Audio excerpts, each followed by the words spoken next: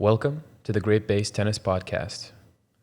This is episode 135, An Unfamiliar Voice. Who am I? My name is Yvonne.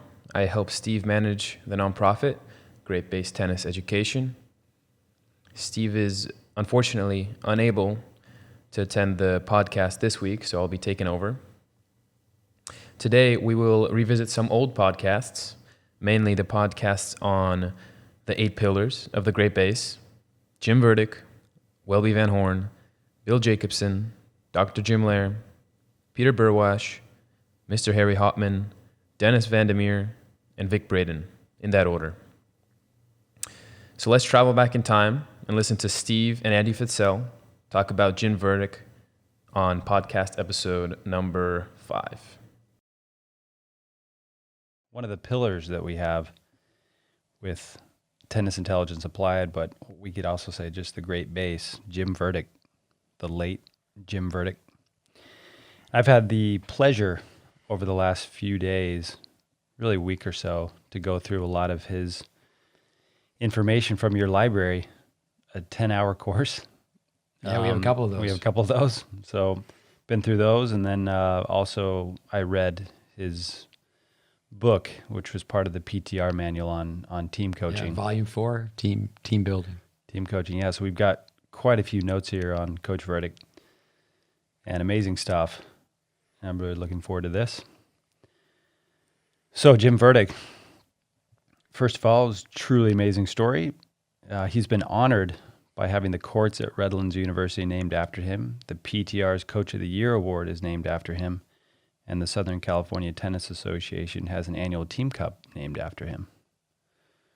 Pretty good stuff. But yeah, great career as a coach. So many different things about him. But I know you've spent some time with him personally. I'm just learning about him through your library, basically, and through workshops and books. But I know you've got a couple of stories that you wanted to share. Yeah, I'll start with this. I met Jim Verdieck through Dennis Van Meer. Dennis Van Meer, such a tennis teaching genius. So Dennis was Jim was asked, so how much of your tennis coaching has been influenced by Dennis Van Meer? And Jim Verdieck's a very gracious, classy guy. He goes, what do you mean? And the person asked the question a second time. He said, no, you have it backwards. He said, I would say that 90% of Dennis's coaching is based on what I do. So the journalist, a couple of weeks went by, and the journalist ran into Dennis and said, Jim Verdieck said that your coaching is based 90% on his coaching. Yeah. And Dennis thought about it for a moment and said, yeah, that's about right. And Dennis was not patronizing. Dennis loved, like everybody did, Dennis loved Jim Verdieck. But that was from a coaching standpoint. From a teaching standpoint, they were both mentored by the late Tom Stowe, who taught Don Budge. I mean, that's where they got their foundation of basics. Yeah. I'll tell you another story. This is my favorite Jim Verdieck story. So I'll give you the setting where it was in the 80s. So he came to Tyler Junior College just twice during the 10 years I was in Tyler, between 81 and 91. So the first time he comes, students, I'm young, so it goes way, way back. This is like 40 years ago. I don't want to mention any names. Kirk Woodtari. We have to thank Kirk for asking his dumb question. And it just turned out great. It was amazing. So it was, midway through the 10-hour workshop, and Kirk raises his hand and says, Coach. And everybody called Jim Verdieck Coach except for his wife. Even his kids called him Coach. So Kirk Woodtari said, Coach, did you ever apply for a big job? Because he had been at Redlands University, and he ended up being there for 37 years, won 50 national championships. And during the course of time he was there, they were both NAIA and NCAA. So Division 3. Division NAIA, 3, right? Yeah. NAIA, did I say that right? NAIA and Division 3. So they switched. So being the class gentleman he first answered the question. He said, yes, I did one time. And then he proceeded. He goes, I applied to be the tennis coach at Stanford. And he said, I thought I had a good chance. And then it was amazing. He goes, I went to Stanford, played 3 sports, played football. He was a 178-pound center on the Rose Bowl championship team. They're undefeated in 1940. So, and he goes, well, then I went back to Stanford, and I got my master's degree. And when I got my master's degree, I coached, I helped with the football team and the tennis team. And, I thought it helped, too, when I applied to Stanford that I was a Marine. Mm-hmm. I was a major in the Marines. And also, I won the National Fitness Championship twice. It just keeps going on and on. And then he says, and by the time I applied, I had already won some national championships at Redlands. And he kind of paused and he goes, and my 2 sons, they became really good players. Because my 2 daughters, they played college tennis, but they just didn't put the hours in my sons did. And I have all this on video too. Yeah. So, so I think I had a good chance. He goes, I was honored. I was in the final 3, got an interview, and didn't get hired. And he goes, they hired Dick Gould, great man, and look at the job he's done. Mm-hmm. And he said that's the only time he applied for another job. So on that story, several years later, I was at the NCAAs, and by that time, Dick Gould had retired, but he was there. I was there to meet with Dave Fish and Dave Benjamin on tennis camps. So I was in this meeting with Dick Gould, and I said, I need to ask you, do you know who else applied for the job when you were applying at Stanford? He said, no. I said, Jim Verdieck applied. He said he had no idea. Now, Verdieck lived in Southern Cal, where he grew up, and obviously Stanford's in Northern Cal. Mm-hmm. But Dick Gould said, I had an edge because I met the athletic director. I waited in the parking lot where he parked his car and asked permission to walk with the Stanford AD from the parking lot to his office. Yeah. He said he did it for like a dozen mornings. Yeah. And he said that, he really wanted the job. But it's cheating. But no, Dick Gould, obviously 17 national championships. But that's a good way to introduce Jim Verdieck, is to tell that story. Yeah. No, amazing record. And just the fact that he was a Marine, a football player, Rose Bowl. When he went to Redlands, he actually was a football coach and the tennis coach. And that was very common years and years ago. I mean, it was so unfair for women years ago, but the minor sports, many times the coaches of the major teams, it's like, yeah, you're the football coach, but you got to coach tennis in the spring. Now, Jim, he didn't play tennis at Stanford. When he was at Stanford, Ted Schroeder, I taught tennis with Ted Schroeder's son, Rick. He won Wimbledon, Ted Schroeder. But when he was at Stanford, they had 2 players in the singles final and 4 players in the doubles final.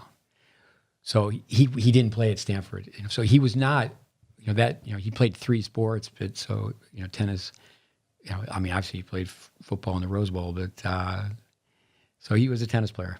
Yeah, no, I understand that he played on the intramural team. Yeah. And was the champion. Yeah, so he found time for that. Yeah. But he always tells people that, no, I was never a great player. And he actually makes a point. I do think it's a bonus to be a great player when it comes down to being a coach. But he goes, I don't think I ever lost to a coach who was a great player. Yeah. He didn't lose too many times. Yeah. No, it's great. I think, correct me if I'm wrong here, but I've got this down where part of his coaching philosophy, he broke things down into basics, but he broke things down into craft and then competition and conditioning. Yeah. I'm not sure the order, but well, he's a genius. He put all 3 together. Yeah, craft, competition, and conditioning. But, the other C for me with Coach Verdieck is character. Mm. But he put all 3 together. When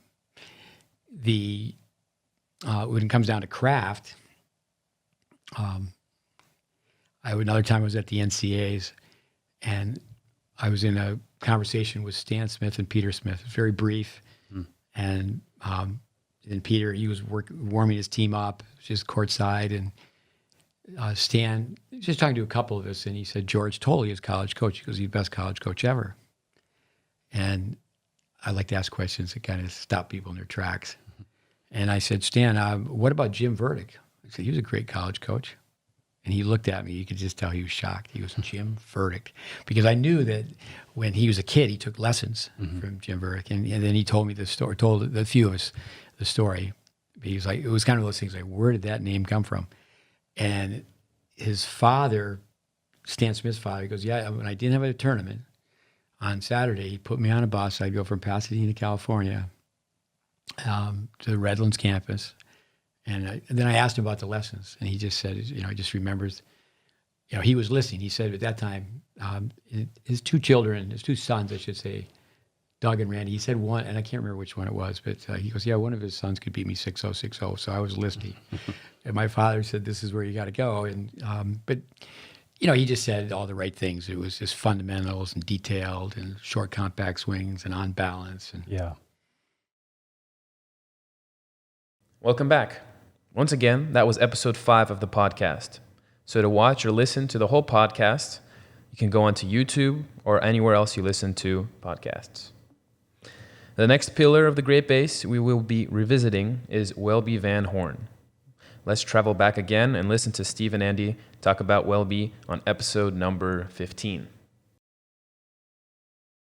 But for this, Welby Van Horn, Sidney Welby Van Horn, 1920, 2014. Yeah. We've done some work. I called up Manny Diaz, who grew up in San Juan, Puerto Rico, played as a junior under Welby. And he's been at the University of Georgia. He played there. He's been the head coach, NCAA championship coach. Yeah. Talked to Manny. I talked to Philip Eisenberg. Philip and Betsy, they owned the Welby Van Horn tennis camp. And then I talked to Ed Weiss. We'll go through more about them and what they had to say. Ed wrote the book, The True Master. Tell me, I've got it written down. He is a true master. Legends of the True Master, The Method of True Master. Yeah. I apologize not to have that just by memory, but why don't you tell us, so we've done a lot of homework. We've got 12, I have 12 type pages here. Yeah. The collector's item, tell the listeners about the record. I was telling Manny about it. He was excited to get a copy. Yeah, I'll get him a copy. But really, the book as well is becoming a collector's item. It's not easy to find. I picked one up years ago, for a pretty regular price, but now it's hard to find. So Welby's book, but then also, just recently, not too long ago, some months ago, I was scouring the internet and found an old record of Welby's. So was, I didn't know that existed. Yeah, tennis fundamentals with Welby Van Horn, and it's from 1970, so 50 years ago, if my math is correct. But so we listened to that over the last few days. So we didn't have a record player, so I went on to that famous online store, Amazon, and was able to pick up a little record player that will transfer it over to MP3 as well. So we've got it digitized. It was fun to listen to, to hear Welby's voice, and he was being interviewed, and then the first side he goes through the backhand, the forehand, and the serve, just fundamentals. It was great. Yeah, the Welby Van Horn formula. Yeah. Yep. Awesome. What was that formula? The formula. Go through it. It's balance, it's grip, it's stroke, it's strategy. Yeah.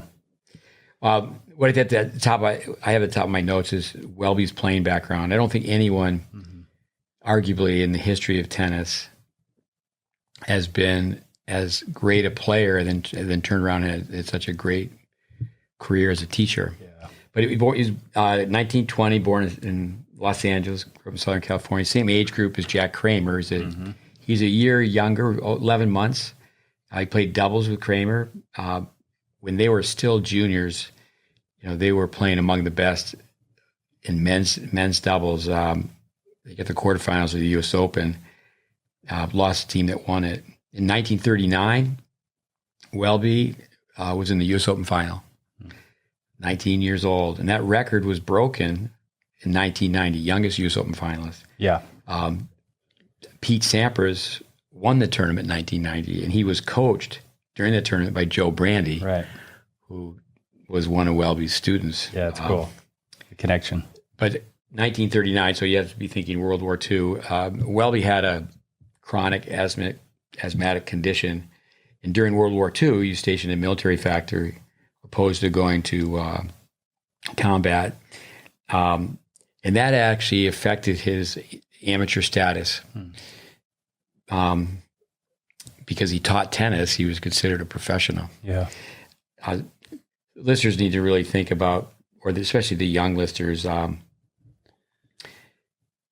So the world stopped. There was no, just very similar to the pandemic this year where there was no Wimbledon. But for several years, 4 years, the world shut down and people weren't playing tennis. But Welby, his father died when he was 13, didn't really have any money. He, as a tennis player, I mean, he was a great athlete. He was asked to try out or play with the Boston Red Sox organization as a pitcher. But tennis was his thing. And so the barnstorming days, like Kramer, for example, he had his 100-match series with Riggs and a 100-match series with Gonzalez. But Welby was on the outside of it because, from the ages of 19 to 31, started teaching tennis full-time at 31. He was really in the top 8 in the world. Right. But that didn't put him in those barnstorming, where two players would just travel with, the story where they take the tennis court and they take the bus and the tractor trailer and they unroll the mat, the tennis court, and they put it on an ice hockey rink. They put it on a gymnasium. Yep. But Welby did in 1945. There was a tournament for professionals. So the tennis didn't become a pro sport until 1968. So once you committed to playing professional, which he did at a very early age, you were not allowed to play the Grand Slams. Yeah, that's where tennis history is. Very, very complex. Yeah, now it's just based on who's won the most Grand Slams. Yeah. Years ago, there was many years where the top players, for example, they didn't go to Australia. I was talking to Philip Eisenberg. Nandan Ball was number 1 in the juniors in India, and this was at Welby's camp where I worked in Connecticut, the Choate School. Welby's 59. They played one set and Welby won. But there was some intimidation because in the warm-up, I remember Nandan, he missed one ball. And, in front of about 200-plus people, Welby gave Nandan a lecture on missing a ball in a warm-up. So, we in the audience was watching and listening to the whole thing. That's great. No instruction, though. He was really known as a stylist. He was a beautiful player. He played against all the greats. And he used to say that he thought Don Budge was the best. But even after the war, and when Kramer, Vic Braden, the late Vic Braden, you knew him so well, is that he was so close with Kramer. Yeah. Kramer was the best at that time, and he dominated Riggs, he dominated Gonzalez, but Welby played him in the 1948 World Professional Championships and lost to him in 5 sets. Yeah. But no, he was an excellent tennis player. Solid player. Yeah, I have in my notes. So we'll go through more stories about how good a tennis player he was. I think really too. There's not many players, top players like he was that go out and get into coaching, teaching, and work with beginners. Yeah, no, it's pure. I know we're going to talk about that, but yeah, that's what he did. And that almost doesn't exist anymore. Yeah. People don't even want to teach beginners. Yeah, exactly. For people who understand American baseball, we talk about we need more first base coaches. Right. Some people are third base coaches. The person is right about to score, and that's the person who's out at the local tournaments handing out their business cards. But at the very elite level, like say a lot of the commentators on TV, they're always around the pros. Yeah. They end up coaching people who've already scored. Yeah. You said it one of the last podcasts is, I started coaching the player, or he started coaching the player when they were, 6th in the world and took them to the top 5. Yeah. One thing with a question that Welby used to always ask people, how do you develop a championship mind? Just having conversation, he would bring that up, and he was very interested in what people would have to say. But coming back to his level of play, Welby was always seeking a challenge. I mean, he would play left-handed. He actually played where he took a racket, had the racket strong, use the old Dunlop's max ply, 4 mains, 4 cross. I saw someone hitting the other day on the internet. I saw somebody hitting with a racket that was that way, 4 and 4. Yeah, it's a great teaching aid. One thing, speaking of teaching aids, I would recommend the tennis teachers take a racket out on the court, no strings, and toss balls, feed balls. Mm-hmm. And then you have the student go through and there's no, fly away ball. Well, how they do. Yeah. So you actually take a racket with no strings, you toss the ball to the kid and the adult, and it's just like, okay, I'm going to toss you a volley, I'm going to toss you a forehand. Yeah. And then they're just focused on, grip, swing, body. They're not focused on, and we always tease, they're looking how they do. The ball's round, the ball's yellow. Yeah. But I know one thing we talk about along those lines is getting out of the context of the court. I know we've got that somewhere here in our notes, but yeah. Just, okay, you turn around and hit ground strokes against the fence or serves against the fence, so you don't worry about the outcome. For sure. Welby, when he was teaching to serve, you take people right up to the net, but Welby would teach at the tee line. That's in the notes as well. Mm-hmm. But it's like a lump of clay. He's an artist. He's a sculptor, and he's maneuvering the students. The posture, every little movement, every little detail. Yeah. Vic Braden stayed on the same side of the net as he used to say the net was the barrier. Just about every tennis teacher is going to start on the other side of the net, and it's a barrier, but you're right there on the same side of the net with them. Easier to communicate. Yeah, and then also too is that you're going to go over, and Vic used to say that you need to go over and kinesthetic learning is telling okay, close your eyes and take their hand and push it down. Right. But he would feed right up next to the net. The way Braden fed. Yep. Making sure the ball was really low. But Welby, just in getting someone to drop hit a ball, that's an art. And then feeding the ball. Don't toss the ball to someone. Okay, their contact points right here. Just drop the ball this way. Yeah. And don't drop it from a high position because it's going to bounce from a high position. Yeah. Yeah. But Welby used to play kids, and he would play with no strings, and he would hit on the throat of his. That's how good he was. And he knew he had to make the adjustments with his feet. Welcome back again. That was a clip from episode number 15, and we go on. The next pillar of the GreatBase will be Bill Jacobson, episode number 20. Let's listen in on Steve and Andy once again. When I think of Bill Jacobson, genius comes to my mind, intellectual, but numbers. Mm-hmm. And the last podcast, Chris Everett's birthday is December 20th, not December 21st. I was right. So that was the first time. Actually, I'm just teasing. That was the second time. Yeah. So score and stats, I'm up 2-0. Don't be managed by score, be managed by stats. Yep. I think with the GreatBase, we have 8 pillars. We've talked about Jim Verdieck. We've talked about Welby Van Horn. Now Bill Jacobson. Yeah. GreatBase tennis curriculum, tennis pathway. It's not Steve Smith, Andy Fitzell stuff. What Bill brought to the GreatBase is what he brought to tennis, a pioneer, is statistics. Yeah. He designed, we have a copy, or one of the old copy, I guess the instrument, it's not a copy. Yeah. It's the real thing. Yeah, really, if you're listening to this, you could check out on YouTube. We have obviously a video, but we have the CT 120, the CompuTennis 120, right here on our table. Yeah, we'll get into that. It's an amazing tool and it certainly has made an impact on the game, an impact on all of sports. Dennis Van Meer of South Africa, and he's one of the other pillars. Mm-hmm. One of the 8, Dennis Van Meer. So it's the GreatBase is international. We have 2 South Africans, Harry Hopman, Australian, Peter Burwash, a Canadian, and then several Americans.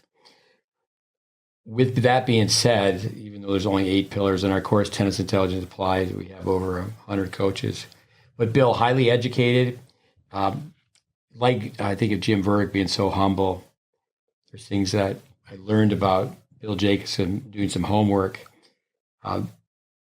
he completed 2 4-year degrees at the University of Cape Town in 2 years. It's a beautiful place. I was there a couple of years ago. One of our students, Raven Clausen, that's where he's practicing when he's home. 2 4-year degrees in 2 years. Yeah. He studied business and law. Then he went to Stanford on an academic scholarship, got an MBA. He returned home for just a few years, and he started making his home in Northern Cal in the 60s. Basically, he was an intellectual working at a think tank. He worked as a systems engineer for IBM. He's co-founder of a high-tech company called Geometrics. He wrote a book. That's not your typical book of a tennis person. He tennis contributor, tennis educator. Rediscovery of Africa, 1300 to 1900, geophysical and historical maps. With his wife Yvonne, they have funds where they collaborate and are working. There's a special program between the University of Cape Town and Stanford. So certainly his education, but he matched that by being a tennis player. Yeah. Played singles and doubles at Wimbledon, 1959. When he played, people played 3 events. It's interesting. They played 3 events so they could hang in the tournament as long as possible and get 3 free meals. Yeah. Because that was back before 1968 when the Grand Slams were amateur tournaments. It's amateurism. There was some money under the table, but not much. Now you try to hold on to your credentials so that you can get free power bars. Well, it's always interesting. You go through your allotment of the day, and then you go, I got enough for protein bars. That's another conversation. If you're at a Grand Slam, You stock up. they have great food. Yeah. But if you're with someone in the main draw, you're treated a little bit differently if you're coaching someone who's in the qualies. You want money. You get more money for your food, and then if you're once your player's out, you have 24 hours, and they say get off the property.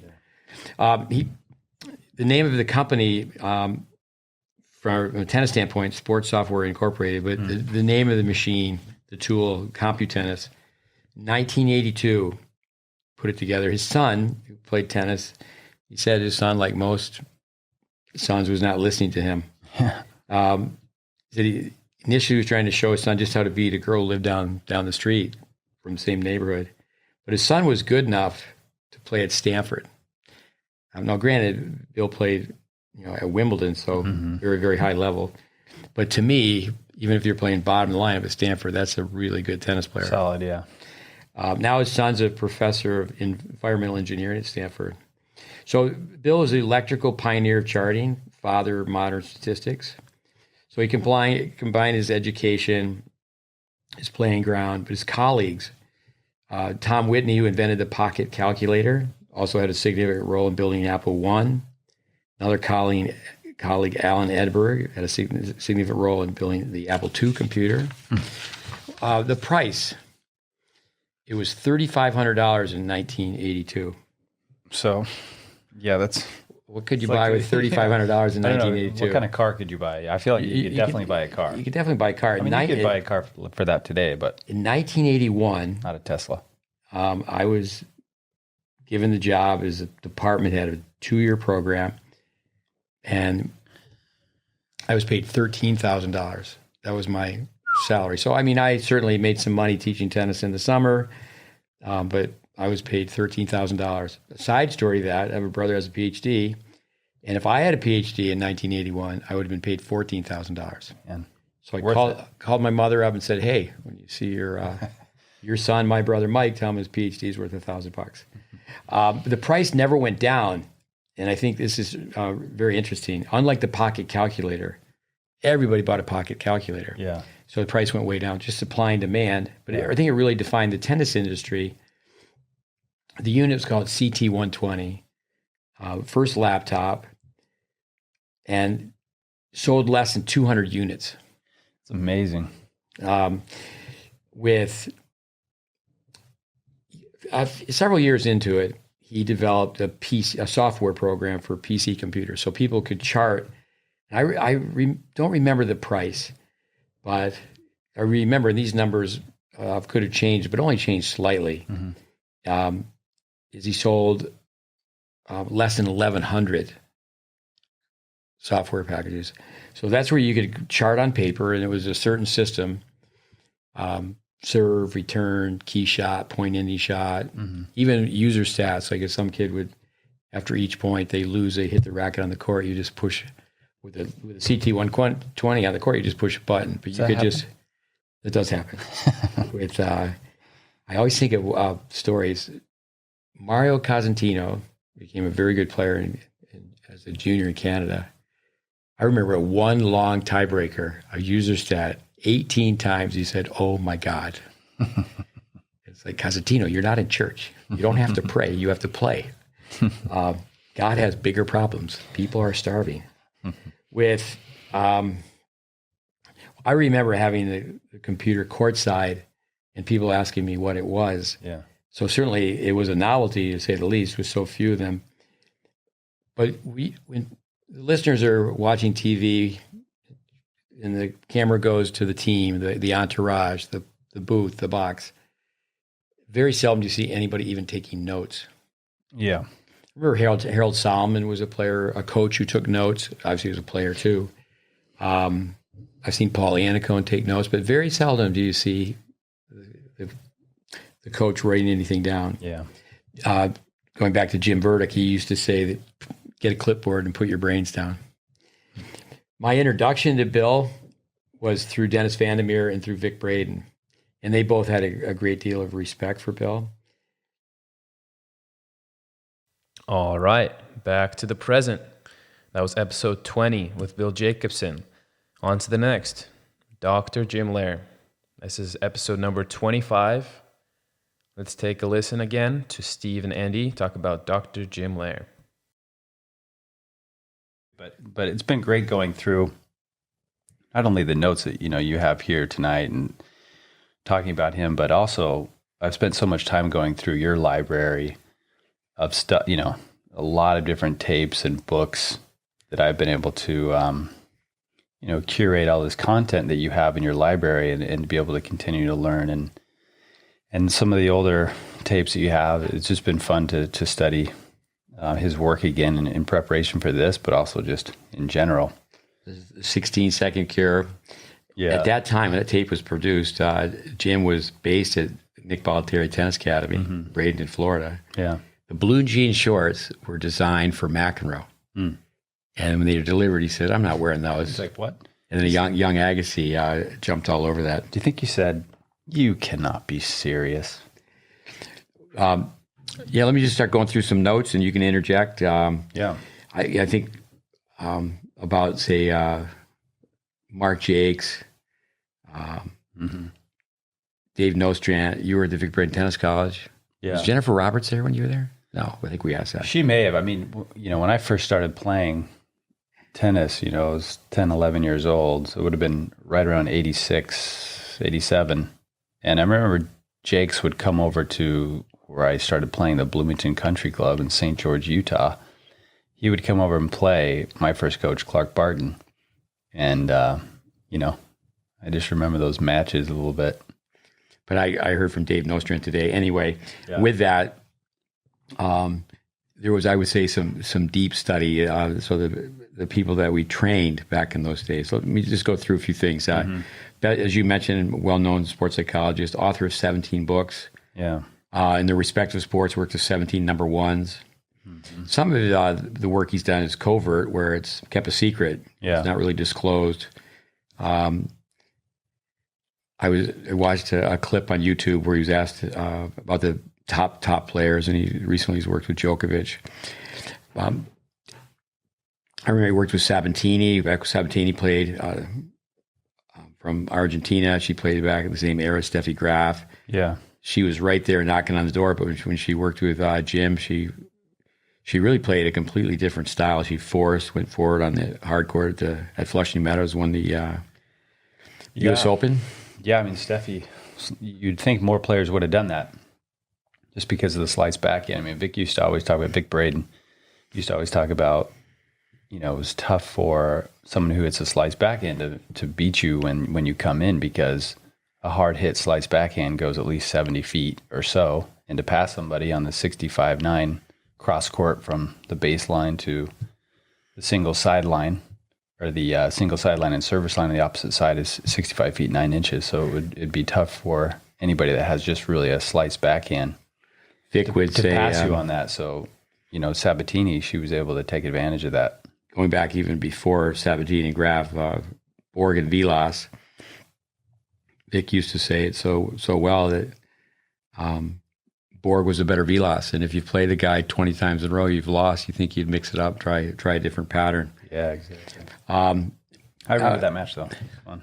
Yeah, we'll get around to having a podcast about Vic with also a psychologist. I was with Vic at the Easter Bowl one time, and he said, everybody's just playing baseline tennis. You're playing somebody who's just a little better than you. You should just mail in the scores. Yeah. Arthur Ashe, in the 1980s, was quoted as saying, Jim may be the most important person in tennis today. Jim earned fame on many fronts, but one was working with tennis parents. I met Jim through Dennis Vandermeer. At that time, Jim was not that well known in the tennis industry. You just think this goes back. I mean, we're talking in the 70s. Yeah. Like so many, I went through training led by Dennis. Jim did the same.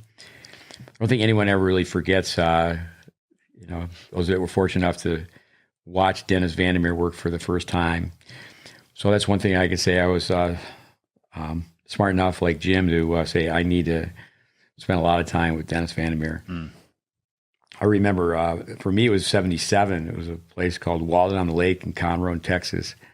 But Jim, 1975. Dennis certainly could read people. So many people would approach Dennis, but Dennis realized that Jim possessed qualities and made him, really a key figure in the PTR, the Professional Tennis Registry. I became a member in 1979. By 1981, I was only 26 years old. I was given the opportunity to revise his curriculum. It was a general recreation curriculum with an emphasis on tennis teaching, but I was allowed to make it a full-fledged program. Tennis Tech. And Dennis Vandermeer, I just knew Dennis had to get involved. So I went to Hilton Head for my first spring break. I went to Hilton Head. You could make a spring break 10 days pretty much if you go the weekend before and the weekend after. Mm-hmm. And I went there to convince Dennis that he had to come to Tyler every year, and he did. But right away, with having Dennis come, we had Jim Verdieck and Jim Loehr come, spend time on our campus. Mm-hmm. And of course, we had a podcast on Jim Verdieck. Yeah. 2 world-class gyms. Mm-hmm. Gyms, GEM. They are a gym. All 3 came to Tyler numerous times. In the summertime, I went back and forth to Hilton Head several times. But it was really throughout the 80s that I was really part of the PTR family. And so, again, it was Dennis, Jim, and Jim. Yeah. You were a tester for the PTR as well, also, weren't you? Yes. In fact, with the USPTA as well. But the PTR and the USPTA for years, we had the record with both organizations for testing the most students at one time, one place. At Tennis Tech. Yeah. But Sweetbriar is a beautiful school in Virginia. You fly into Lynchburg. But it's such a great place to go in the summer because you could go, and I remember having some friends go with me as well, where there would be Dennis' program. That was, at one point, his tennis university, which covered all aspects, was 10 days. But the mini courses, Jim Verdieck on team coaching, team building, and Jim Loehr on mental toughness. So they were sometimes even back to back. And I can remember, you have to think, the clock turns back, this is a long, long time ago, is that, they had such admiration for each other. But Loehr would come in and just be there to be part of Jim's weekend program as well. So they could, it was really, really a neat experience. It's interesting because, I think of, Jim Loehr, mental toughness, but when I think of Jim Verdieck, I just think toughness. After all the video and everything that I've studied years from him, he's like a tough dude. Well, when it comes down to studying coaches, there's always so many similarities. It comes down to, I'd say Jim Loehr's favorite word, character. Maybe the other one is energy. Mm-hmm. With our degree program, we needed textbooks. We had labs. So we, as you mentioned in our library, you could go and listen to audio cassettes, videotapes, private videotapes of long courses from long weekends. We're going to put some of those up on YouTube here this year. We've got a lot planned. And I'm busy going through a lot of that stuff, part of my days. Jim Loehr, class act, he still graciously thanks Dennis and Pat Van Meer, the PTR family. I would say they pretty much, were the launching pad for his career. And then from that, because he was a total package guy, he really made a contribution to the tennis world. Initially with Jim, I would say there was naysayers because that's always the case in the beginning. Yeah. He was presenting new material to the tennis world. And again, this is in the 80s, and tennis, it boomed in the 70s when the tiebreaker shortened matches, and therefore it could be put in a time capsule and matches could be played on TV. What he basically did is he studied what players did in between points. Yeah. Now, I mean, obviously he's a licensed psychologist where Tim Galloway's not. But Inner Tennis is the best sold book of all time. Yeah, in tennis. Tennis. The Inner Game of Tennis. Yeah. But I can remember Vic. I was in the Vandermeer camp, and I was in the Braden camp. In other words, I had spent so much time around both of them. Yeah. I remember Vic asking me, and he was very skeptical. Vic was very skeptical of the inner game of tennis, too, where there's a segment where pretend you're the ball. Mm-hmm. And Vic goes, that doesn't work for me. Where Vic was, just show me how to hit it. Yeah. Just show me how to hit the ball. Show me how to hit it. And I can remember being in meetings. We have a coach here who's good friends with Tom Gullickson. Tim Gullickson spent time with Vic, and I was the hitting partner. And it was Getting Aerial, Vic Braden, Tim Gullickson, and I was just lucky to be there. I was feeding balls, hitting balls. Mm-hmm. I remember Getting Aerial say, I'm going to build a machine that will beat you. Don't feel bad because it'll also beat Borg. I'm going to build a machine. That sounds just like him. So, so at that time, the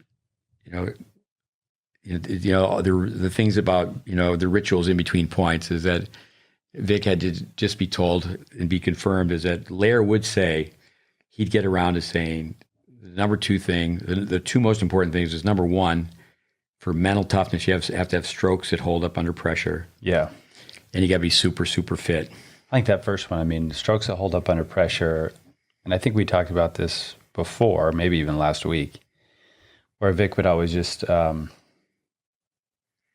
his whole thing was it's an engineering problem that causes the mental problem, Yeah. With the stroke problem that gets people not so mentally tough. I mean, they're obviously, if you bounce the ball really well, it's not going to help your forehand. You could blow on your hand. Yeah. The celebrities would spend so much time at pro-ams around the best players, and they could copy all the idiosyncrasies, but that didn't mean they could copy how they hit the ball. Yeah. But up until, Jim's breakthrough and contributions, people were really talking about how to regulate the mind during all the stops and starts. There's so many interruptions. In tennis, about 70% of the time you're not playing tennis. Yeah. With where obviously it does come down to the nuts and bolts, but the four parts of the game, number one is the mental emotional. That's always comes first. You got to be able to control the mind to control the body. Yeah, everything. Vic Braden, he used to always say, it's all in the brain. It's the signal to the muscles. So you got to do the best you can to keep your brain calm and keep it working well. But it certainly didn't take long because on so many fronts, I think Jim Loehr is so likable, major people skills. I mean, he's a jock, but, an academician, intellectual curiosity. He's a baseball player, right? Yeah, highly educated. That was his first love. Grew up in Colorado. But I think Braden and Bradenites, when it comes down to those two key things, strokes of hold under pressure, be super fit. Yeah. Welcome back to the present, number 25. Dr. Jim Loehr. We have two podcasts about Dr. Jim Loehr. The second one is with him, a conversation with him, an interview really. So go ahead and watch that one if you haven't. Very insightful. Next one, episode number 32 with Peter Burwash. But Peter Burwash, yeah, let's get going. Your background with Peter, like so many of the coaches I've worked with, I would say is indirect. Like, so you have such a direct connection to Vic Braden, having spent so many years with him. Yeah, no, I'm excited to go through this. Obviously, I've never had the opportunity to meet Peter in person, but learned through you. And obviously in the library here, we have a lot of material, a lot of books, tapes, cassette tapes to go through, which is great. I just remember, the first time I showed up in Tampa when we first connected years and years and years ago. I mean, my longtime background with Vic, so the information was there, but I just remember there was just so much application going on that I was able to learn, which was great. And that just comes from all these different pillars and obviously all the different coaches we continue to learn from, but all the different art form really to the application of oftentimes Braden information. With Vic, you've heard me say this, I know you've repeated it, which I appreciate. Vic Braden is the Christmas tree, but the ornaments, Peter Burwash and Peter Burwash International, it would just be a very plain Christmas tree. I mean, it's amazing what he did for the curriculum that we put together. And it's really Peter and Peter Burwash International. Yeah.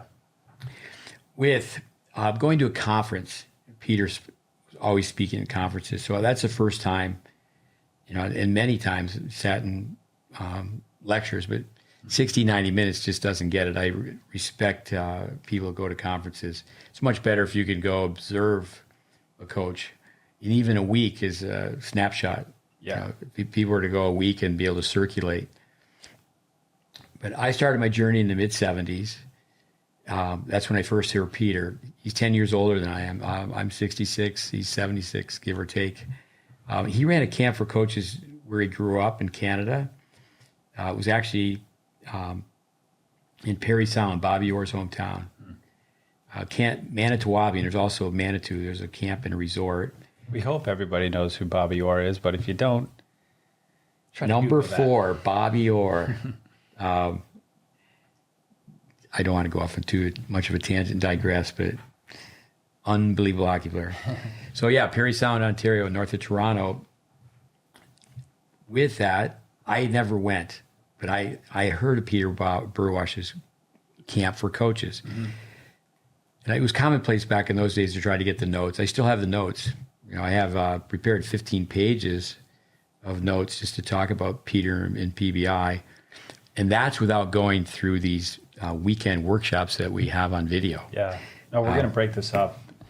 Just so you know, we're breaking this up into 2 parts. So tonight will be part 1, and next week part 2. So that means it'll only be 20 hours, 10 hours and 10, right? 10 and 10. With just through that course, I think Peter had his name was recognized within the tennis teaching industry. I would consider, like our other mentors, that Peter's a pioneer. Mm. He was one of the first to put courses and camps together for training tennis teachers. I think most people, they just learned by playing the game, and they learned from perhaps the coaches they worked with or the local coach serving apprenticeship. Right. I know that you know this because you're spending so much time in our library, but we have audio cassettes. Yeah. And we have so many of Peter Burwash. Yeah. I lived in Van for 2 years. The first year going to tournaments, but the second year I went all over the country, went from one resort to the next, and had a nice sound system in the van, but really didn't play a lot of music. I played voices of coaches, and so it's fun to have you going through those and saving those tapes. You had a cassette player, or was it a track? It was a cassette player. Yeah. And 1974, I remember Peter saying, "I haven't said take your racket back since 1964." Mm-hmm. It used to just be take your racket back, take your racket back, racket back, racket back. Yeah. And when people have a solo movement, they just take their arm back, the racket back, and then they turn, and they end up having to swing 3-4 feet behind them. Yeah. In 1981, I had a chance to put this academic curriculum together, revised a general recreation program into a comprehensive tennis program. And Peter Burwash, he called me. I think that really defines Peter. He's a go-getter. He initiated, hey, I read what you're doing. I want to come up. And he did. He came up on his own nickel. It was not about, okay, how much money can I make? He just wanted to contribute. Mm-hmm. By that time, he had moved his operation from Honolulu, PBI. Peter Burwash International was based in Honolulu for years and years, but, or I should say Hawaii. But then he went to Houston. Bernard Guzman came with him. Peter's people skills, his ambition, the drive, his desire to make a difference. But it was in 1974 we set up his company, Peter Burwash International, better known PBI. It's still in operation. All our listeners need to do is go to www.peterburwashinternational.com. Mm-hmm. Still the largest company of tennis teaching pros in the world. Business card of his staff, PBI tennis specialists. They're far, far more than just tennis teaching pros. Primarily work at 5-star hotels all over the world. Obviously, the numbers would change, but a safe guess years ago is that Peter would have 100 tennis teaching professionals at 50 destinations around the world. Let me just really quick just ask you, when he came to Tyler, Texas, that first time to Tennis Tech, and that was the first program of its kind, what were his thoughts? Was he impressed with what you were doing, or what was his kind of feedback? Like, wow, this is cool. Or No, yeah, for sure, because it's in my notes that so few people had any formal training, mm-hmm. clinical academic training for teaching. And, his whole life has been dedicated to many, many causes, but one certainly isn't. A key word for tennis, for Peter is trying to make, was always trying to make tennis, the tennis teaching side of it. We're called pros, but are we really professional? Professional, yeah. And he came back year after year, right? Well, we'll get into that. PBI and his pro staff came back. So throughout the 1980s, and the students I trained during that time, I'm sure they'll get a kick out of listening to this. You better be listening. Better be listening. I was never on Peter's payroll. I never worked for Peter. I was honored to be offered a job by PBI without going through their extensive interview process. And you've already asked that. But it wasn't like they had just met me at a coffee shop. I get to meet a lot of the key staff members for years. The interview process they used to run, and Peter, at one point, I'm sure it's even higher now, had interviewed over 10,000 people. And it wasn't interviewing people one-on-one. They would bring a group of people in. But it was over 3 days, about 15 hours. Wow. And through that,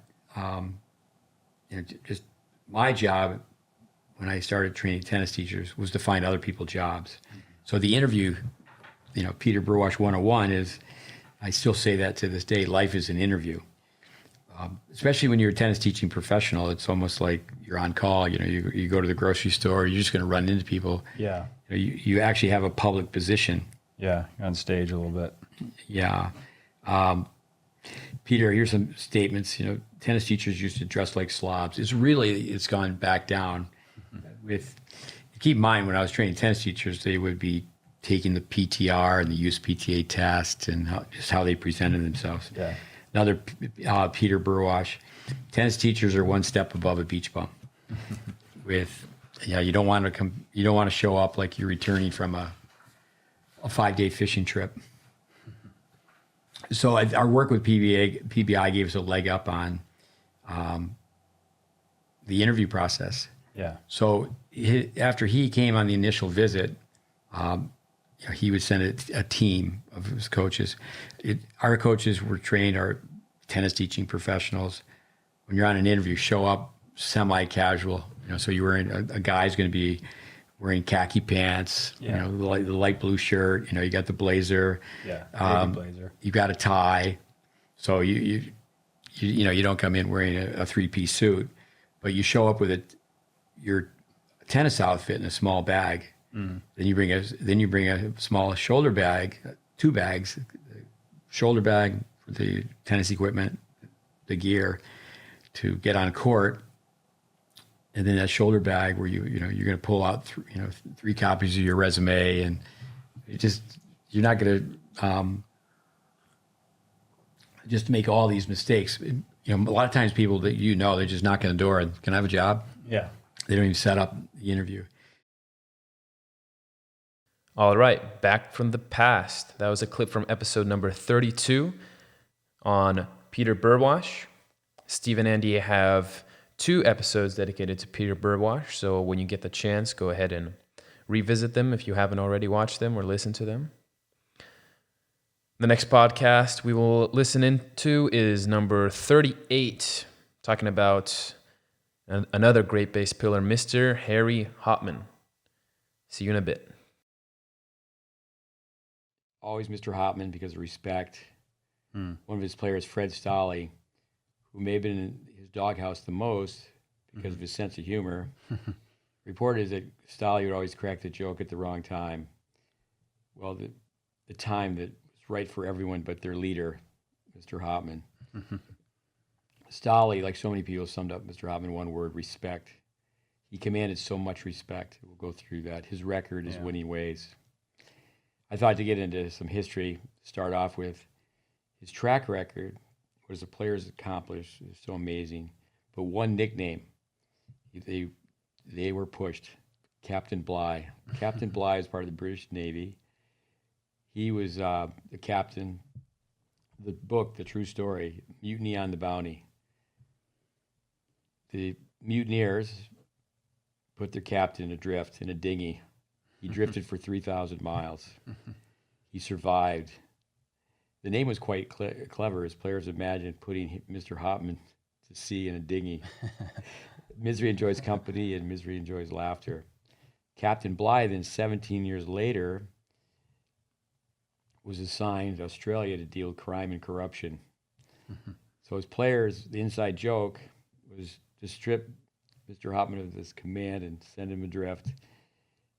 They also teased that he would return, find out all about their escapades. The Aussie boys had their fun. To them, beer was mother's milk. That's what they called it. Mother's milk. Keep in mind, we got to go through this many, many years ago. Mr. Hopman controlled their pockets. There was no pro tennis. It really comes down to comparing it to today. There were no rich players. There was actually really no money. Loehr was one of his golden boys. Here's an example. And again, Harry controlled their purse strings as they represented Australia. Davis Cup. He would fine them for things like not wearing a sports jacket, having a few stubbles on their face, not shaving. There's a story where Mr. Hopman's on the courtside bench, so he's there to be coaching Loehr, who they called Popeye. He's so strong. Yeah, I remember Vic Braden telling me a story about Loehr picking up a player just with one arm. Yeah, that's holding him up against the locker. That's in my notes. He's reprimanding Hode during the match because he didn't shave. Yeah, with the story with that, Vic used to tell it all the time. He said that, to him, Jack Kramer is the best player he ever saw play, except for on a given day, Loehr was. But there was a drunk, and he wasn't being very nice to That's right. a couple girls, and Hode picked him up by one arm, and he carried him out and picked him up with his one arm and carried never let his beer down. Yeah. And he took the one guy outside, and he said, "Hey, you're not behaving too well. Come back tomorrow." Yeah, you got to be strong with those rackets. But our library, lots of files, lots of notes. Throughout the presentation, we'll share topics related to Mr. Hopman's coaching philosophy. I think maybe that's a good idea. Sorry, parents, but we just strike a contract where you go, hey, if your kid misbehaves, it's $5 for this, $5 for this. Different infractions. Well, I think the difference is that today they just have mommy's plastic card. They're just like, oh, no problem. Here you go. Do you have Square? I do think Venmo? With what you're saying is a lot of the principles that he stood for have gone away. Yeah, exactly. Mr. Hopman, one of the pillars of the GreatBase. He's one that I spent the least amount of time with. But just in respect alone, but fitness would be another factor. Yeah. When I think of a sports psychologist, I compare their work, as I mentioned in a previous podcast, to Jim Loehr. With fitness, I always think of Hopman.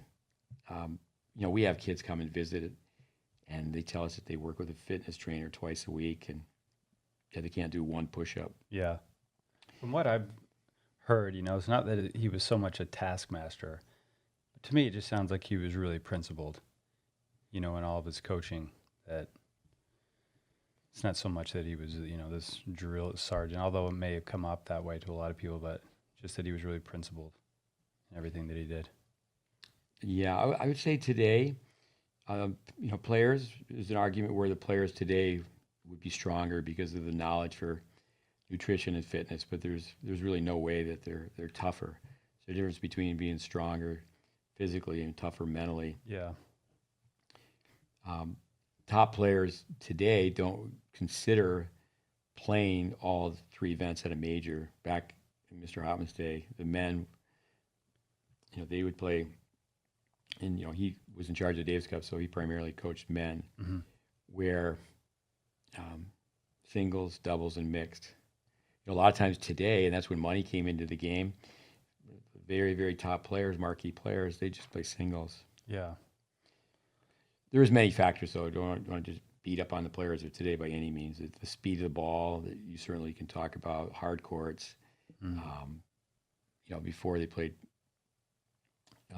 3 of the 4 surfaces were on grass, the French being on red clay. His players played 39 feet. They played from the baseline to the net. Yeah. Trained to be all-court players, go forward, pressure the players to miss. So facts, born in 1906, died in 1985, age of 79, died of heart failure after spending the entire day on the tennis court. We had students at his place when he passed in 1985. Throughout the presentation, you remember his life. I think listeners, he lived at a different time. Corporal punishment, for example, back in the day where you get paddled at school, you'd go home and get paddled for getting paddled. Fair enough, corporal punishment has been dropped, just like people today. I don't think parents spank children like they used to. They used to do it in public. Did that ever happen to you? Getting paddled for getting paddled? No, but I had the fear of it, though. Had the fear of it. Even I had with a few hairbrushes broken across my my father. area. My father could just do it through his voice. Grew up at a different time, coached at a different time. But there's 1,000 lessons that could be learned. One of the reasons Aussies are tough, certainly we'll go through the legend of Mr. Hopman. But one thing to say is Australia is so far away, and they traveled together. And Aussies, for example, they would go to Europe for the entire clay court season. I think of a lot of U.S. ATP players. Last couple of decades, they complain about the length of the red clay court season, so they may skip the clay for a number of reasons. Cut the clay court season short. I know a lot of American players, they'll go to Europe, say play 2 weeks, come home for a week, and then go back. Back in the day, they would never, ever think about that. He entered the Hall of Fame in 1978. Small in stature, bigger than life, 5'7". What was he inducted for? As a contributor or? The category would be builder. Builder. Just like Baltieri or Braden. And now this year, upcoming Vandermeer. Yeah. But a very small man, 5'7", but I don't think anyone, small in stature, bigger than life, don't think everyone ever thought that Mr. Hopman was short. His achievements, bigger than life. His father was a headmaster. This is interesting. Can you imagine your father being the principal of both your elementary school, then when he finally went to high school, then his father became the headmaster of the high school he attended. It's like he would just go, "Stop following me." You have to guess that would have been a factor to make Hopman the disciplinarian that he was. Started tennis late, almost 13. I don't think I've ever been around anyone who's commanded so much respect. He reached the finals of 3 Aussie Opens. 1932, he was considered the number 6 player in the world. 40 years later, before there was the first official computer, but there would be polls. He won 7 majors. He won 2 Aussie doubles. He won 4 mixed and 1 mixed. He won 4 of those with his first wife, Nell Hall. She died of a tumor in 1968. So he was a player. A lot of times people don't even know that. Yeah. Lost in 4 finals, other majors. Started coaching after World War II. He was the captain and coach of the Australian Davis Cup team. 22 years. He won 16. That's amazing. 16. Here we go. 1972. Gesundheit. Let's hear your German. Dankeschön. I always think I'll digress. I was riding a train in Germany. Yeah. Guy sneezed, and I said Gesundheit, and he said, "Where are you from in America?" Hey, where are you from in America? One word.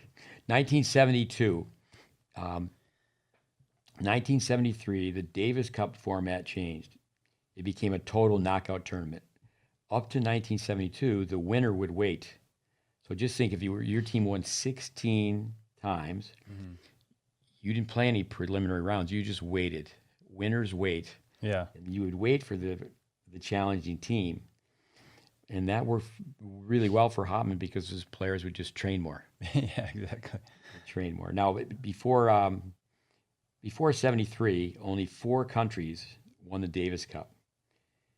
And they were all the Grand Slam countries: U.S., Australia, France, and Britain. Wimbledon was run the same way. The winner would wait. The player who won the year before, they just waited for the challenger to get through the knockout matches. Lots and lots of time to train. It has changed. That always comes up about how tennis has improved so much because it's a global sport now. In '84, tennis returned to the Olympics as a demonstration sport. '88 became an official sport. I think people know that because of Graf winning the Golden Grand Slam. She won all 4 majors. Yeah.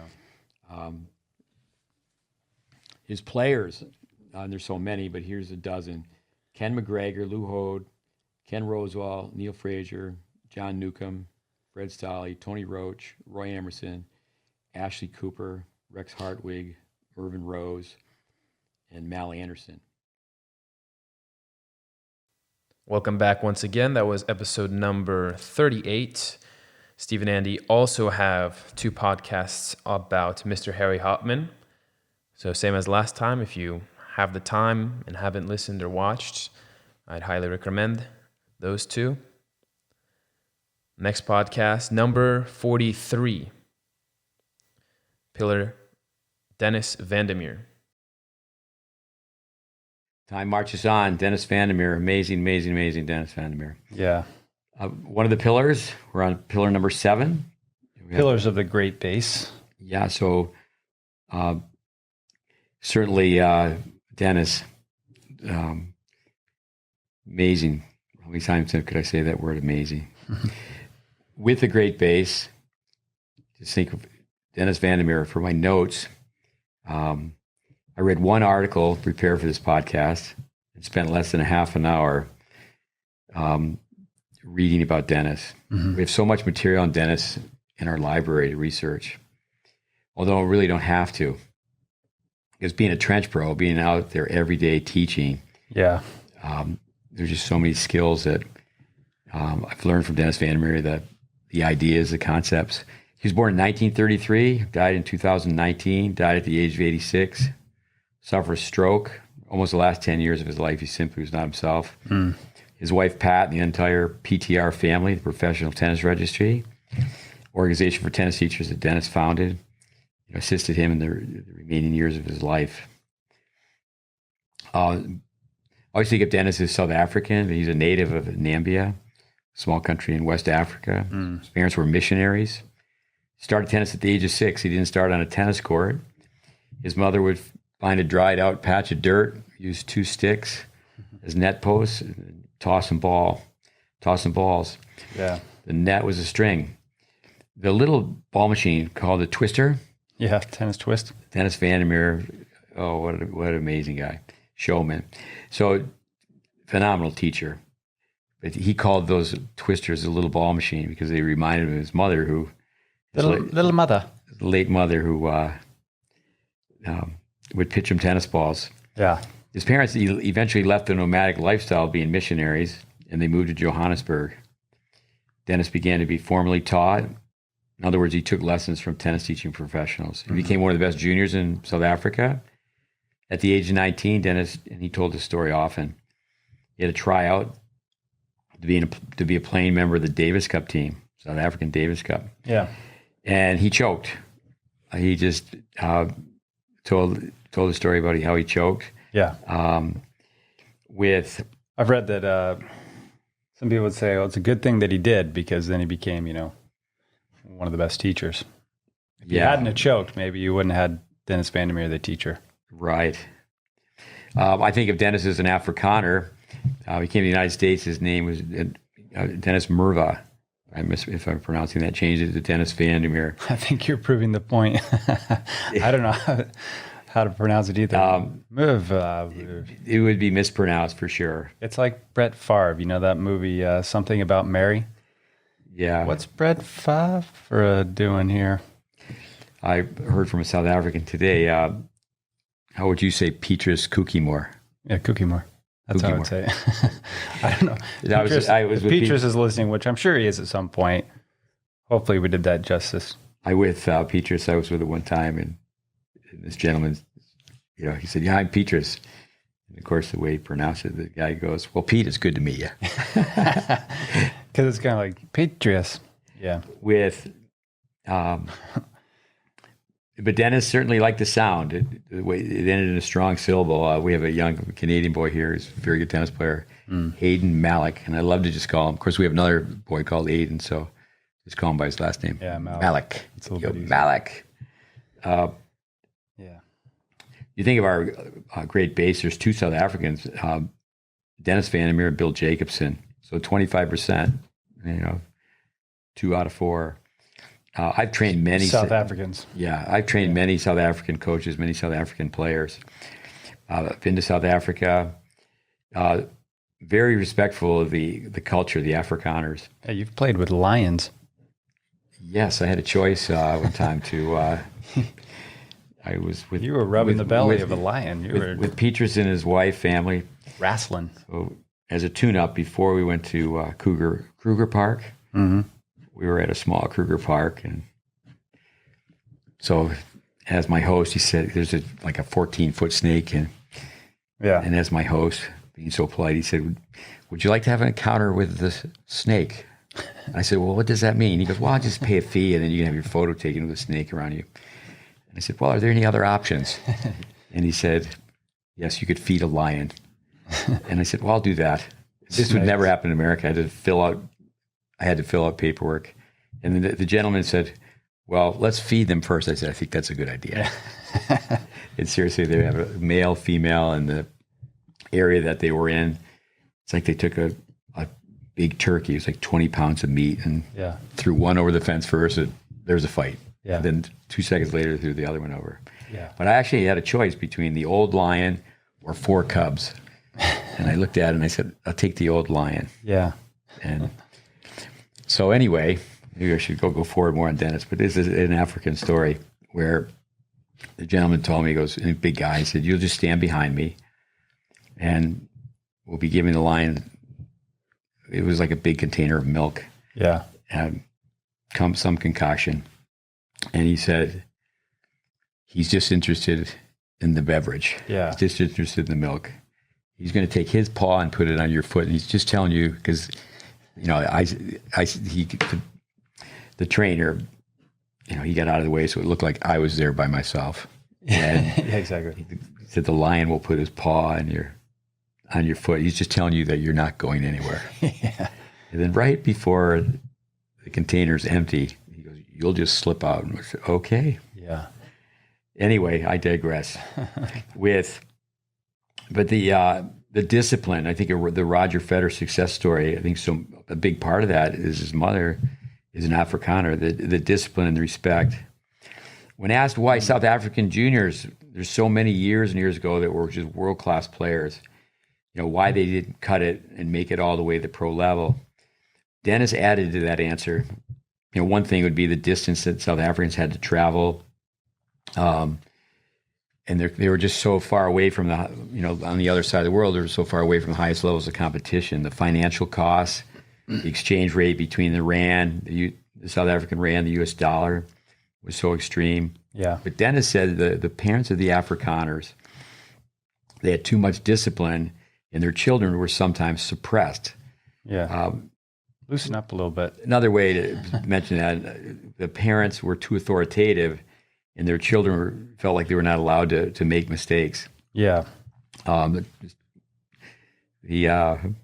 told that to one South African. Goes, yeah, now I know it's my parents' fault. Yeah. So no, you don't need to twist and turn that. But Dennis, like Lynette Federer, they're South Africans that have spent most of their time in another country. With respect, it varies from one place to another, from one family to another. It varies from one topic to another. For example, people have discipline for academics, and sometimes not for sports, or vice versa. But you're going to learn more from mistakes, right? I mean, I just think of, you go, hey, the stove is hot. But then, you really learn when you touch the hot stove and you go, oh, that's hot. Yeah, you say you get the burn. In Japan, I spent a lot of time teaching tennis in Japan, and I think the Japanese, they had too much respect.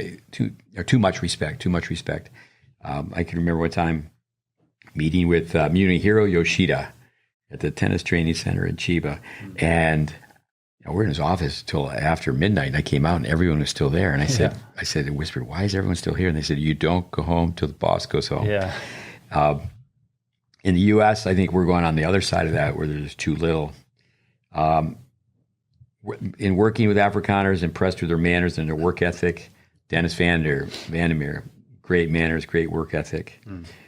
For example, it's Steve, Uncle Steve, Coach Steve. They would never just call me Steve. Yeah. Roger Federer's mother, Lynette, one of our students, Raven Clausen, a South African, was addressing Lynette and called her Tani, which is for the man and Tani for the woman. And then very quickly she said, grandma. No, I'm not that old. Don't Tani me. Yeah. But a new pursuit, after Dennis choked in the Davis Cup tryout, his coach at the time suggested that Dennis teach tennis to help himself with his confidence. I think that's something that we do quite a bit. The highest form of retention for learning is to teach. Mm-hmm. The teacher always learns more than the student. But in peer teaching, it certainly gives the student confidence. And Dennis was okay with confidence as far as his presentation skills. But through that, when he started teaching, Dennis found his calling. He never really looked back. And he's so fortunate at such a young age that, where his parents were missionaries for education, he became a missionary for tennis. Mm-hmm. He moved to the U.S. in 1961. He was 28 years old, 27, 28. To reflect upon his tennis teaching genius, it's very interesting. Learning the game in a setting that did not provide a tennis court, I think that has a lot to do with the hunger for Dennis. Passion was second to none. He was born into a life where he was constantly observing teachers, his parents, and the challenges they faced with underfunded situations. Mm-hmm. South Africans, it used to be a requirement to be in the military. So Dennis certainly said that he learned a lot. He's just so outstanding with group dynamics, but it was a mandatory requirement. Obviously, playing skills. There's just so many things that made Dennis really the total package. Yeah. YouTube, looking back at film, doesn't really, I think, do justice to those who are so fortunate, like myself, spend so much time around him. Great speaker, funny, tireless worker, highly intelligent, hungry for knowledge. Welcome back from that clip. Podcast number 43. There are also 2 podcasts dedicated to Dennis van der Meer. Go ahead and watch those when you get the time. The final pillar, Vic Braden. Episode number 49. Let's listen in. See you on the flip side. Vic Braden. With our podcast, thanks for listening. We're, I think, closer to 100 hours than we are 50 hours. Yeah.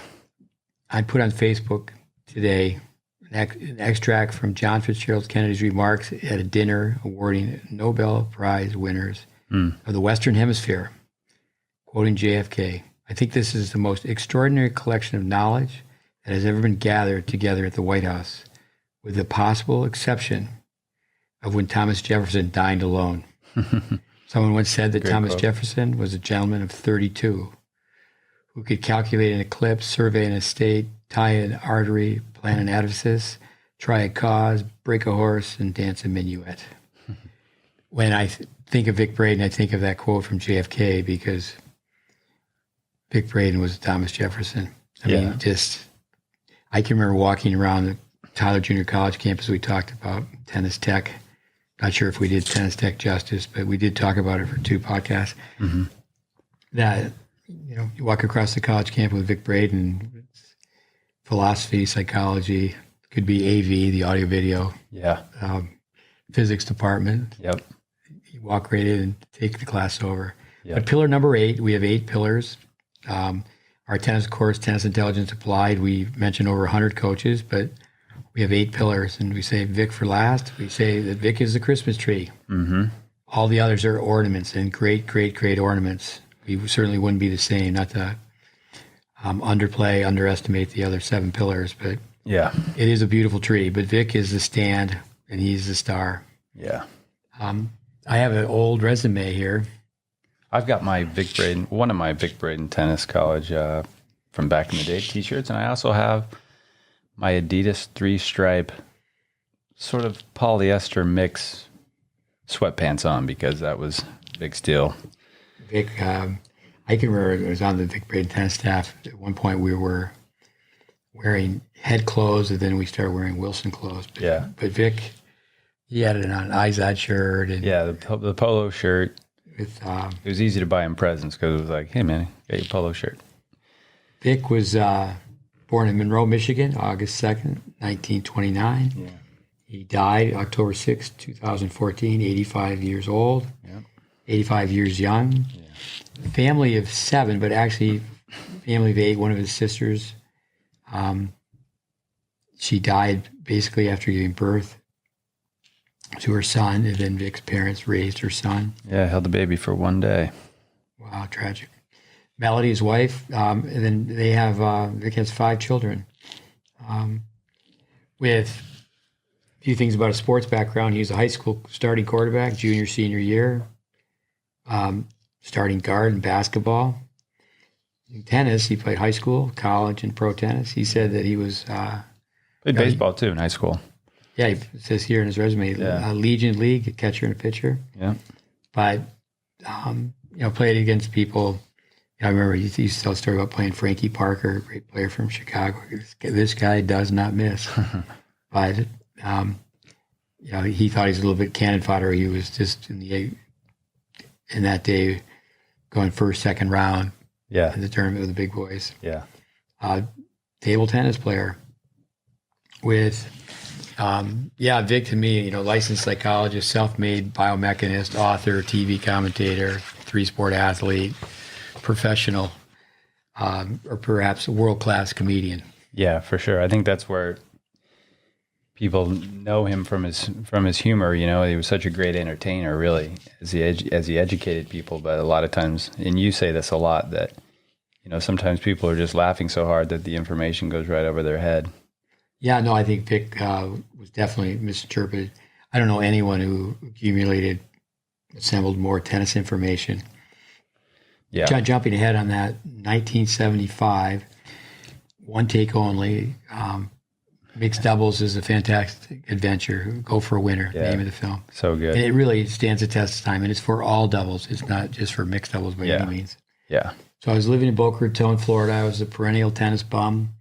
And I was asked if I would, on a Saturday and Sunday, play a film, and it was Go for a Winner. Yeah.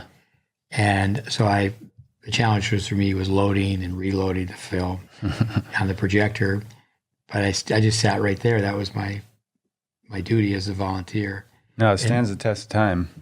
That video. No, for sure. I've played it many times, but I think that was it's a really, really interesting experience for me, because by watching that over and over again, just knew how knowledgeable he was. It was not just the jokes. Yeah. It was like, dun dun dun, dun dun dun. well, just for example, why would you put the more consistent player in the deuce court, two right-handed players? Yeah.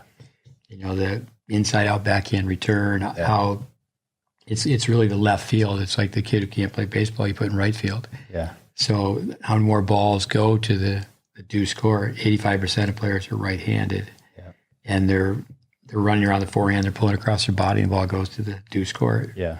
85% of players, besides being right-handed, 85% of players are taught a really extreme grip, a strong continental grip, even elbow in. Where's the racket face? It faces the deuce court. And it's a deuce court player. Vic used to always say that, all the lines. A deuce court player is a player who makes the ad court player famous. And, the people who really climb up the ladder generally have always played the ad court, because when they were kids, they were always the best player. And the myth is the best player always plays the ad court, because that's a game-ending point. But Vic's like, hey, how do you get to being up in the ad court? You got to win that deuce court point. Did you play the deuce court a lot then, or? Well, I played. Come on, Steve. That was a joke, man. Did I play deuce court a lot? I played with a lefty. I played like Arthur Ashe's brother, Jack Ashe. Oh, yeah. Good old Jack Ashe. With Vic. He graduated from Monroe High School in 1947. Yep. I went to Kalamazoo College, 47 to 51. Yeah. Did graduate studies at the University of Toledo. Got a master's at UCLA. And Vic is ABD, all but dissertation. He completed all his work. But when he told the academicians, the authorities, that he wanted to prove that you could help a kid more on the playground, more on the athletic field, he was turned down. So he really never looked back on academia. 57 years later, he got his honorary doctorate from K College. And Toledo was right next to Monroe. It was fun to talk to Scott Perelman, who was also from Monroe, Michigan. Mm-hmm. But Vic, actually, when we were talking to Liam Draxel, his father, Brian, Liam had a great run at the NCAAs. I was just so impressed that his father remembered this photo, but then I found out that Liam's dad played at the University of Toledo. Mm-hmm. But Vic has a picture of the basketball players. He got all the basketball players play tennis, but they're up on a ladder, and they take a string from the baseline. You got to be 14-6 to hit down on a serve. So he was the assistant basketball coach, taught PE classes, and he was the head tennis coach. What he took the basketball players, and you imagine Vic Braden doing this, put the racket in the pizza's position, toss, tap, and run to the net. Yeah, got him to go forward. Why don't you talk a little bit about next thing Vic did is he was a sixth grade teacher. Yeah, Topanga Elementary School in Southern California. Got that here in some of my notes that I wrote down. But sixth grade for 3 years, I believe it was. And what was really cool was, I think it was 2010, is he had a reunion where it was about 100 students came back. I think, maybe 13 or so had already passed away. But they had a reunion, and I was able to be there. It was just really, really cool to see the stories, but just, the lives that Vic had affected. As the people told their stories and got together, it was really great. And then I know it was a really special night for Vic, and it was really cool for me to be there and experience that as well. So. No, the magic, the number one Pied Piper, how those people just had such affection for him so many years later. I think one story I think I was talking about this earlier, was when he was an elementary school teacher and teaching sociology, geography a little bit, is they were reading about Haiti, and in the book they were saying, how Haiti, everything was great, and life was grand, and he was talking to his friend that was in Haiti, and he said, "Is this true?" And he said, "No, it's the opposite of that." I couldn't believe that, and so what he did is he had the sixth grade kids ask questions on an audio tape, And then they sent that audio tape to Haiti to the kids. So his friend in Haiti had the kids then answer the questions to the tape. And then they were able to hear it firsthand from the kids that, yeah, it's actually the opposite. And so that kind of got him going into more of that kind of research and all that kind of stuff. But it was a really important project that I remember him talking about a lot, was that experience. I know when I could not be at the memorial, the tribute they had for Vic. I know you were there. Yeah, and one of his students spoke. You actually can listen to that on YouTube. And one of the students, this is a story was shared, could only see out of one eye. Mm-hmm. He's trying to play center field on the baseball team, and Vic has got the fungo bat, and he's hitting balls up. And the teammates were making fun of him. So Vic got a patch and made every kid go out in the field, try to catch a ball with a patch over your eye. It's classic. It's like, see? When I think of Vic as a sixth grade teacher, what he did when he taught the tennis unit, he filmed and recorded this, and then 25 years later had a reunion. And that's where the phrase traces of the old. Yeah. So then he interviews everyone and said, no, I haven't played tennis since the sixth grade. I haven't played since we went through that course. Yeah. That 6-week PE class segment. And that's how powerful the brain is. Yeah. I mean, once you're programmed to deprogram, I think of a Jim Loehr line I use often, it takes a stick of dynamite. Yeah. I used to always talk about people go off to war or wherever it was, and they'd come back and it was still there. It's like the cartoon Wile E. Coyote and Roadrunners. Just think of having a kid who's got to change the grip on his forehand from Bud Collins. It's not Western. It's so far over as Hawaiian that have it's like, stick of dynamite. Richard Schmidt, UCLA, was one of the motor learning specialists, where he would talk about, you've got to enter that zone where you get a little bit uncomfortable, and once you can be comfortable being uncomfortable, which Vic used to always say, then you're going to be able to make some changes. The tape that Vic made with him on motor programming is one of my favorite. Yeah, it's great. He was a district psychologist in Southern California, Hermosa Beach. And then after that, for 8 years, he always tells people my job was to walk around and apologize to anyone Pancho Gonzalez insulted. Yeah. What a different set of personalities, Pancho Gonzalez and Vic Braden. Welcome back from episode number 49. That short clip does not do Vic Braden justice. Please watch all 3 podcasts we have on Vic Braden. I hope this podcast was a great review for the listeners on the pillars of the GreatBase. Hopefully Steve can host the podcast once again soon. Have a great rest of your day. I've been Ivan. Adios, amigos.